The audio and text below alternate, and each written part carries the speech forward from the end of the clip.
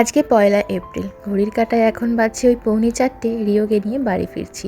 রিওদের school থেকে আজকে এই পটটা দিয়েছে। ইউকে নার্সারি স্কুলগুলোতে একটা ভালো এবং শিক্ষণীয় ব্যাপার এটাই দেখলাম যে বাচ্চাদের মধ্যে গাছ লাগানোর প্রবণতাকে বাড়ানোর জন্য স্কুলেও কিন্তু ওদেরকে দিয়ে এরকম ছোট্ট ছোট্ট ক্লাসের মধ্যে মাটি ভরিয়ে তার মধ্যে বীজ বসানো করায়।